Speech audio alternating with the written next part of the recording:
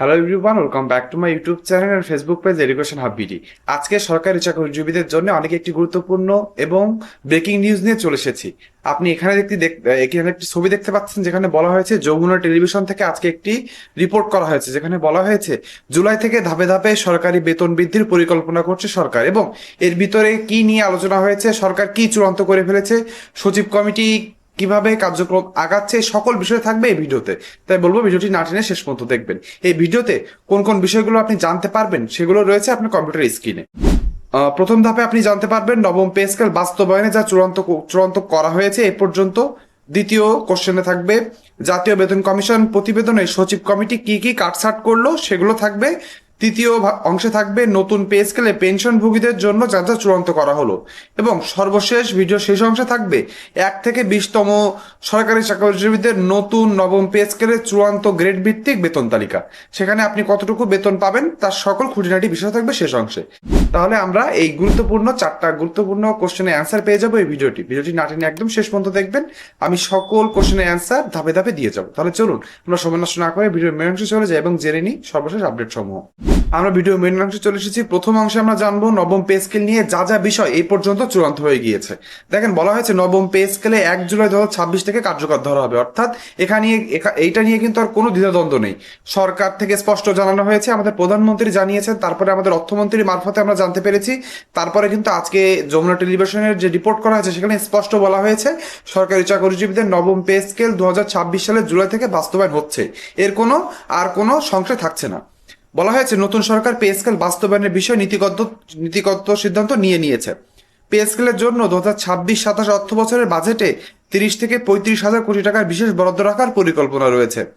চূড়ান্ত gadget August বা September মাসে প্রকাশিত হলেও 1 জুলাই থেকে বকেয়া সহ সুবিধা পাওয়া যাবে। এটাই হচ্ছে আপনাদের জানাতে চেয়েছিলাম, যে আপনাদের 2 মাস দেরি বা 3 মাস দেরি হলেও আপনি কিন্তু বেতন পেয়ে যাবেন জুলাই থেকে। অর্থাৎ পে স্কেল বাস্তবায়ন জুলাই থেকে হচ্ছে, এটা ফুল স্টপ, এখানে আর কোনো কথা নাই। বলা হয়েছে অর্থনৈতিক সক্ষমতা বিবেচনায় পে স্কেল 3 ধাপে বাস্তবায়ন করা হবে। হ্যাঁ, এতদিন আপনারা অনেক কিছু শুনেছেন, পে স্কেল 3 ধাপে বাস্তবায়ন হচ্ছে, এটা কিন্তু ফাইনালাইজ হয়ে গিয়েছে। এই রিপোর্টেও এটি বলা হয়েছে যে পে স্কেল 3 ধাপে বাস্তবায়নের সিদ্ধান্ত সরকার চূড়ান্তভাবে নিয়েছে। প্রথম ধাপে মূল বেতনের 50% বৃদ্ধি কার্যকর। এটা কিন্তু 1 থেকে 10তমদের জন্য 50%, 11 থেকে 20তমদের জন্য 100%, এরকম না। সকল গ্রেডের সরকারি চাকরিজীবীদের জন্য বেসিকের 50% পরিমাণ প্রথম অর্থ বছর অর্থাৎ 2026 সালে জুলাই থেকে বাস্তবায়নের পরিকল্পনা নিয়েছে নতুন নির্বাচিত সরকার।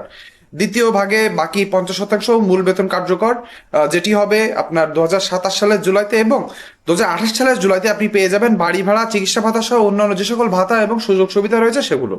তার মানে আপনি বুঝতে পেরে গিয়েছেন, এখানে কিন্তু আর অন্য কোনো সংশয় নেই। অনেকভাবে আপনাদেরকে দ্বিধাবিভক্ত করেছে, অনেক কথা বলেছে, কিন্তু শেষমেশ কিন্তু সরকার এভাবে নতুন নবম পে স্কেল চূড়ান্ত দিকে আগাচ্ছে। এখানে বলা হয়েছে জাতীয় বেতন কমিশন সুপারিশ অনুযায়ী গড়ে 100 থেকে 140% পরিমাণ বেতন বৃদ্ধির প্রস্তাব বিবেচনায় নেওয়া হয়েছে। তার মানে আমরা জানি জাকির আহমেদ খান স্যারের যে কমিশন ছিল, জাতীয় বেতন কমিশন 2025, সেখানে যে রিপোর্ট ছিল সেই রিপোর্টটা নিয়েই কিন্তু আগাচ্ছে নতুন সরকার, এবং সেভাবে বাস্তবায়নের পরিকল্পনা নেওয়া হয়েছে। এখানে নিম্ন গ্রেডের সরকারি চাকরিজীবীদের জন্য 140% পরিমাণ, এবং 1 থেকে 10তম গ্রেডের সরকারি চাকরিজীবীদের প্রায় 100 থেকে 105% পরিমাণ বেতন বৃদ্ধির হচ্ছে তালিকা করা হয়েছে। এখানে যদি আমি স্পষ্ট করে বলতে চাই, তাহলে সব থেকে বেশি সুযোগ সুবিধা পেতে চলেছেন 11 থেকে 20তম গ্রেডের সরকারি চাকরিজীবীরা, সেটি শতকরা হারে বেতন বৃদ্ধির দিক থেকে। অর্থাৎ উচ্চতর গ্রেডের বেতন তো এমনি অলরেডি বেশি রয়েছে। নিম্নতম গ্রেডের সরকারি চাকরিজীবীদের বেতনের ভিতরে অনেক বৈষম্য ছিল, সেই বৈষম্য সরিয়ে এনে তারা এখন একটি ভালো একটা শতকরা হারে একটু বেশি সুযোগ সুবিধা তাদেরকে দিয়ে কিন্তু নবম পে স্কেল চূড়ান্তর দিকে আগাচ্ছে। ভিডিওর এই অংশে আপনি এখানে একটি ছবি দেখতে পাচ্ছেন, যেখানে বলা হয়েছে আমার ইউটিউব চ্যানেল থেকে যারা ভিডিও দেখে থাকেন তার প্রায় 75% মানুষ আমার ইউটিউব চ্যানেলটি সাবস্ক্রাইব করেন না। আপনাদের কাছে করজোরে অনুরোধ থাকবে, অবশ্যই আমার ইউটিউব চ্যানেলটি সাবস্ক্রাইব করে দিবেন। কেননা পে স্কেল সম্পর্কিত সামনে অনেক আপডেট আসবে, সেগুলো যদি সত্য এবং অথেন্টিক নিউজ জানতে চান তাহলে কিন্তু আমার ফেসবুক এবং ইউটিউব পেজে অবশ্যই চোখ রাখতে হবে। অন্যদিকে আমার ফেসবুক পেজে যারা ভিডিওটি দেখেন বা ফেসবুক গ্রুপ থেকে কারা ভিডিওটি দেখে থাকলে আমার ফেসবুক পেজটিকে অবশ্যই ফলো করে দিবেন। যখনই ফলো করে দিবেন তাহলে আমি যখনই পে স্কেল সম্পর্কিত কোনো নতুন ভিডিও ছাড়বো সেটি সবার আগে আপনার সামনে চলে যাবে। এখানে বলা হয়েছে সর্বনিম্ন গ্রেড অর্থাৎ 20তম গ্রেডে 8,250 টাকা থেকে 20,000 টাকা করা সুপারিশ চূড়ান্তর দিকে আগানো হচ্ছে, এবং সর্বোচ্চ গ্রেড অর্থাৎ 1 গ্রেডে 78,000 টাকা থেকে 1,60,000 টাকা করার সুপারিশ করা হয়েছে। প্রধানমন্ত্রীর পক্ষ থেকে 3 ধাপে বাস্তবায়নের নীতিগত সম্মতি পাওয়া গেছে বলে প্রতিবেদনে উল্লেখ করা হয়েছে। তার মানে এ পর্যন্ত যা যা মূল বিষয় চূড়ান্ত হয়ে গিয়েছে সেগুলো আপনারা জানতে পারলেন ভিডিওর এই অংশে এসে। এবার আমরা চলে আসবো ভিডিওর দ্বিতীয় অংশে। তারপরে সে কোশ্চেনটি হচ্ছে, জাতীয় বেতন কমিশনের প্রতিবেদনে সচিব কমিটি কি কি কাটছাঁট করলো। তাহলে চলুন আমরা জেনে নিই। বলা হয়েছে, সংশ্লিষ্ট সূত্রে জানা গেছে জাতীয় বেতন কমিশন কর্তৃক সুপারিশকৃত প্রতিবেদনের সচিব কমিটির কোনো ধরনের কাটছাঁট না করে তা বাস্তবায়নের দিকে আগাচ্ছে। ঠিক শুনেছেন যে এখানে কিন্তু কোনো হাত দেওয়া হচ্ছে না। আপনারা জানেন যে যেহেতু অন্তর্বর্তীকালীন সরকার এই তাদের সময় যে জাতীয় বেতন কমিশন গঠন করে তাদের রিপোর্টটি জমা নিয়ে নিয়েছে, সকল দেশের মানুষজন জেনে গিয়েছে যে চূড়ান্ত প্রতিবেদন কেমন হতে গিয়েছে, কেমন হবে। এখন এই নতুন সরকার এসে যদি এখানে কোনো কাটছাঁট করে তখন কিন্তু পুরো চাপটি নতুন সরকারের উপরে পড়ে যায়। এজন্য কিন্তু সরকার চাচ্ছে যে যেহেতু 3 ধাপে বাস্তবায়ন করা হচ্ছে, অর্থাৎ বড় চাপ সরকারের উপরে পড়ছে না, সেজন্য তারা চেষ্টা করছে যে জাতীয় বেতন কমিশন কর্তৃক যে চূড়ান্ত রিপোর্টটি ছিল সেটি হুবহু বাস্তবায়নের দিকে। তার মানে এখানে কাটছাটের পরিমাণ কিন্তু নেই বললেই চলে, এভাবেই কিন্তু রিপোর্ট পাওয়া যাচ্ছে। বলা হয়েছে, মন্ত্রী পরিষদ সচিব নাসিমুল গনির নেতৃত্বাধীন উচ্চ পর্যায়ের পূর্ণগঠিত কমিটি জাতীয় বেতন কমিশনের সুপারিশ পর্যালোচনা করছে।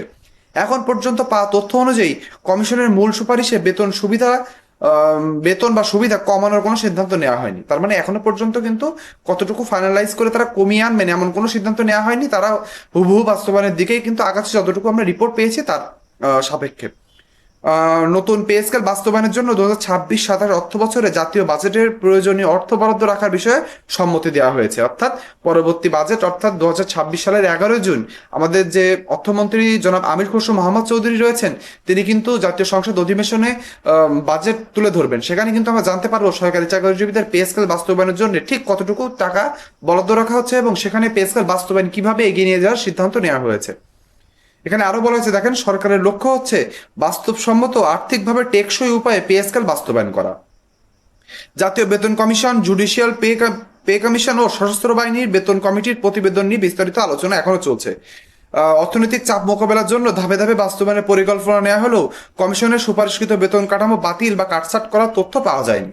তার মানে আপনারা বুঝতে পেরেছেন, পে স্কেল নিয়ে কিন্তু আমাদের যে সচিব কমিটির রয়েছেন, মন্ত্রিপরিষদ সচিব কমিটি, তারা কার্যক্রম চালিয়ে নিয়ে গিয়েছেন।